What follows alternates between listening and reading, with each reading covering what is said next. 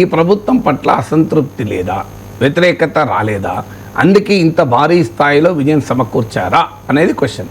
వ్యతిరేకత, అసంతృప్తి అనేది రెండు రకాలుగా ఉంటుంది. ఒకటి, ప్రత్యామ్నాయం ఏది ఉన్నా లేకపోయినా ఈ పార్టీని ఓడించాలి, ఈ ప్రభుత్వాన్ని ఓడించాలనుకున్నప్పుడు ప్రజలు ఏది ఆలోచించి కూడా ఓడిస్తారు. ఆ రకమైన అసంతృప్తి, వ్యతిరేకత లేదు. అక్కడ స్పొరాడిక్గా డిస్కంటెంట్ ఉన్నమాట నిజం.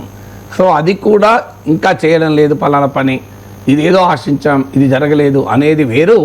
ఒక బలమైన ప్రజా వ్యతిరేకత మూటగట్టుకోవడానికి 1 year కూడా కాలేదు కదా. ఏం తప్పు చేశారని ఇప్పటికిప్పుడు వస్తుంది. ఓకే, సూపర్ 6 అమలు కాలేదు, ఆలస్యం అవుతుంది అని కొంత అసంతృప్తి ఉండొచ్చు. లేదు, మా తెలుగుదేశం శ్రేణుల్లోనే అలా వైసీపీ వాళ్ళని ఇంకా ఎందుకు మూసేస్తలేరు అన్న కొంత అసంతృప్తి ఉండొచ్చు. తెలుగుదేశం ఎమ్మెల్యేలు కూడా అతిగా వ్యవహరిస్తున్నారు, సంపాదించుకుంటున్నారన్న వ్యతిరేకత ఉండొచ్చు. ఇవన్నీ ఏవి ఒక బలమైన ప్రజా వ్యతిరేకతగా రూపం సంతరించుకోలేదు. అది ఎందుకంటే సమయం కూడా 1 year అయింది. తర్వాత వైఎస్ఆర్ కాంగ్రెస్ ఫీల్డ్లో లేదు. ఎప్పుడు కూడా వ్యతిరేకత, అసంతృప్తి అనేది అపోజిషన్ గాల్వనైజ్ చేసినప్పుడే గాల్వనైజ్ అవుతుంది, లేకపోతే గాల్వనైజ్ కాదు. అసంతృప్తి ఉన్నా కూడా అధికార పార్టీలు గెలుస్తూ ఉంటాయి. కారణం ఏంటంటే ప్రత్యామ్నాయంగా ప్రతిపక్షంలో ఉన్నవాడు గెలవనైజ్ చేయాలి.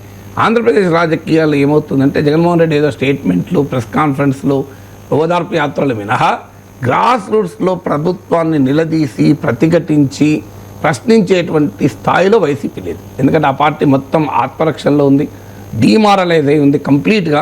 అసలు కోలుకోలేని పరిస్థితుల్లో క్షేత్రస్థాయిలో ఉంది. సో తాము ఎందుకు ఓడిపోయామో కూడా అర్థం చేసుకోవడంలో ఇబ్బంది పడుతున్న పరిస్థితిలో ఆ పార్టీ ఉంది.